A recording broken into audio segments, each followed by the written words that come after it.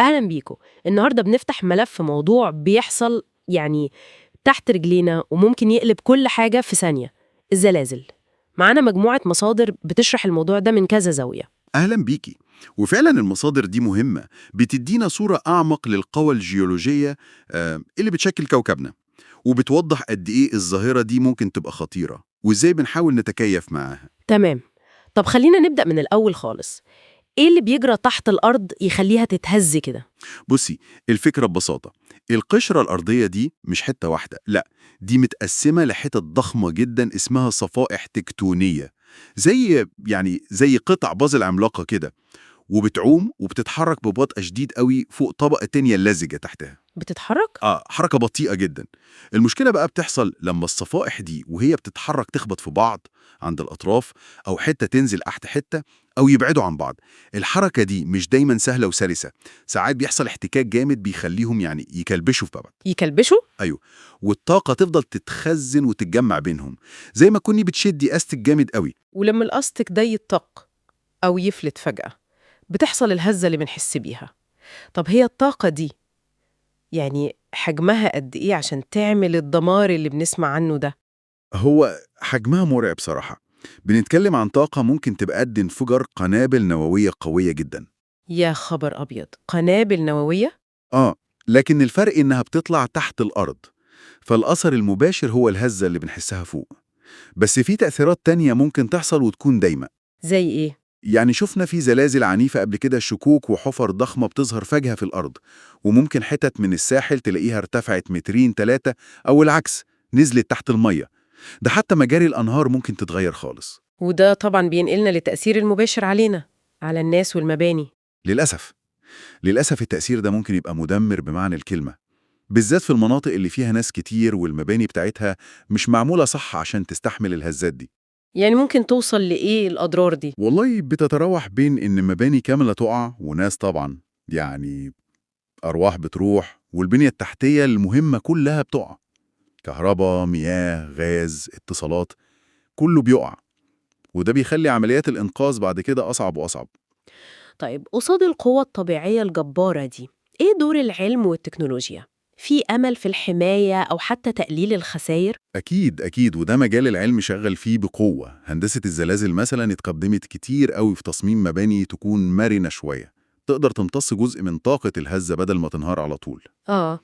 ده غير قوانين البناء الصارمة اللي بتطبق في أماكن كتير، بتجبر الناس تستخدم مواد معينة وطرق بناء معينة. وحاجة تانية مهمة قوي كمان هي التوعية نفسها، إن الناس تبقى عارفة تتصرف إزاي لو حصل زلزال لا قدر الله. زي أنظمة الإنذار المبكر اللي بنسمع عنها كتير في اليابان، دي بتشتغل إزاي وبتدي وقت قد إيه فعلاً؟ تمام. نظام اليابان ده من أحسن الأمثلة. هو بيعتمد على إنه يلقط الموجات الزلزالية الأولية اللي بنسميها P waves. دي موجات سريعة جدا، بس يعني مش هي اللي بتضمل قوي. تمام. قام بيلقط الموجات دي ويعرف إن في زلزال جاي، فيبعت تحذير فوري قبل ما الموجات التانية اللي هي الإس ويفز، ودي الأخطر والأعنف، توصل. والوقت ده بيبقى قد إيه؟ كافي؟ هو ممكن يبقى ثواني قليلة جدا، وممكن يوصل لدقيقة أو أكتر لو مركز الزلزال بعيد شوية. الثواني دي ممكن تبان قليلة، لكنها كافية جدا إنها توقف قطر سريع، أو تخلي الناس تاخد وضع حماية بسرعة في بيوتها أو شغلها. بتفرق فعلا. طيب هل الزلازل دي كلها قوة واحدة؟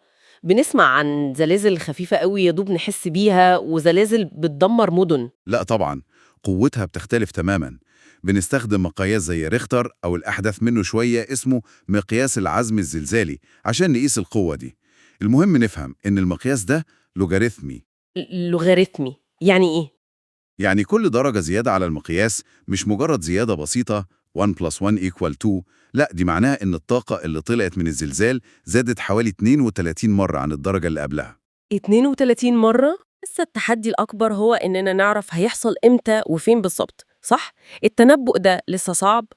ده بالظبط أكبر تحدي للعلم دلوقتي في موضوع الزلازل.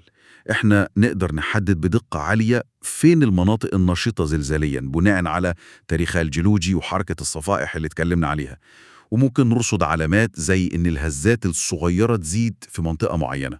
مؤشرات يعني. أيوة، مؤشرات أولية. لكن إننا نحدد اليوم والساعة اللي هيحصل فيها زلزال كبير، لا، ده لسه صعب جدا جدا. ونقطة كمان مهمة، مش كل الهزات الأرضية سببها طبيعي 100%. إزاي يعني؟ في أنشطة بشرية ممكن تحفز أو تسبب زلازل صغيرة، زي مثلا عمليات التكسير الهيدروليكي اللي بيستخدموها عشان يطلعوا الغاز الصخري، أو بناء السدود العملاقة اللي بتحجز كميات مياه رهيبة وبتغير الضغط على الأرض تحتها، أو حتى سحب كميات ضخمة من السوائل زي البترول أو المياه الجوفية من الأرض. يعني ممكن الإنسان يتسبب في زلزال؟ ممكن يتسبب في زلازل غالبا بتكون أصغر من الزلازل التكتونية الكبيرة، لكنها ممكن تحصل في أماكن الناس مش متعودة إن يحصل فيها الزلازل أصلاً. دي معلومة مهمة فعلا. طيب نوصل للنقطة العملية بقى. لو حد لا قدر الله لقى نفسه في وسط الزلزال، إيه أهم تصرف يعمله؟ أول وأهم حاجة الهدوء. نحاول على قد ما نقدر ما نخافش ونجري بره البيت والهزة شغالة، ده خطر جدا. التصرف الصح لو الواحد جوه مبنى هو إنه يطبق قاعدة بسيطة: انخفض، احتمي، امسك. يعني إيه؟ يعني الواحد ينزل على ركبه ويغطي راسه ويدور بسرعة على حتة قوية يستخبى تحتها، زي ترابيزة متينة أو مكتب، ويمسك في رجل الترابيزة دي كويس. لو مفيش حاجة يستخبى تحتها، يبقى يقعد جنب حيطة داخلية مش خارجية، ويكون بعيد عن أي شبابيك أو مرايات أو أي رفوف عليها حاجات ممكن تقع عليه. تمام. وبعد ما الهزة تخلص؟ بعد ما الهزة الأساسية تقف، مهم إننا نخرج من المبنى بس بهدوء وحذر، وما نستخدمش الأسانسير أبداً، ممكن يكون اتعطل أو الكهرباء تقطع، ونبقى مستعدين إن ممكن تحصل هزات تانية أصغر بيسموها هزات ارتدادية. وفي أخطار تانية غير الهزة نفسها؟ طبعاً لازم ناخد بالنا من حاجات زي تسرب الغاز، ده ممكن يسبب حرائق، أو سلوك الكهرباء اللي وقعت في الشارع، أو لو المنطقة جبلية أو فيها منحدرات ممكن تحصل انهيارات أرضية. يعني الوعي والاستعداد ده هو أهم سلاح لينا. بالظبط كده. الزلازل دي جزء من طبيعة كوكبنا اللي بنعيش عليه، مستحيل نمنعها، لكن نقدر نفهمها كويس ونستعد لها صح، ونبني بيوتنا بطريقة آمنة، ونعلم الناس إزاي يتصرفوا. كل ده بيقلل الخطر والخسائر كتير قوي. وده بيخلينا نفكر في سؤال أخير يمكن أعمق شوية. بما إن التنبؤ الدقيق بالوقت والمكان لسه بعيد، هل الحل الأفضل هو إننا نغير طريقة تفكيرنا وتخطيطنا كمدن ومجتمعات؟ يعني بدل ما نستنى التحذير اللي بيجي قبل الزلزال بثواني، إزاي ممكن نخلي المرونة والاستعداد ده جزء دايم من حياتنا اليومية وتخطيطنا للمستقبل، عشان الزلزال ما يجيش كمفاجأة كل مرة، لكن كواقع إحنا مستعدين نتعامل معاه بشكل أفضل؟ ليه بنسمع دايما عن تركيا واليونان؟ يعني هل هم في وش المدفع زي ما بيقولوا؟ صفايح بتتحرك على طول القصر ده. الفالق ده بالذات من النوع اللي بيسبب زلازل قوية جدا وقريبة من السطح. واليونان كمان قريبة قوي من منطقة التقاء الصفايح دي، خصوصا جنوب جزيرة كريت. في حركة معقدة هناك بتسبب نشاط زلزالي عالي برضه. وفاكرين طبعا زلزال فبراير 2023 اللي كان كارثة في تركيا وسوريا. سوريا إيه علاقتها المباشرة بالمنظومة دي؟ سوريا للأسف متأثرة جدا. هي يمكن مش على الفالق الرئيسي بتاع تركيا، لكن قريبة جدا من فالق تاني مهم وخطير اسمه فالق البحر الميت. فالق البحر الميت. ده بيمتد من جنوب تركيا وبيعدي في سوريا ولبنان والأردن وفلسطين. هو جزء من نفس السيستم التكتوني المعقد ده.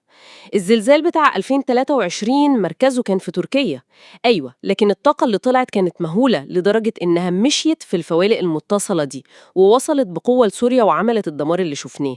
الشبكة دي كلها مرتبطة ببعض. طب ونيجي لمصر بقى.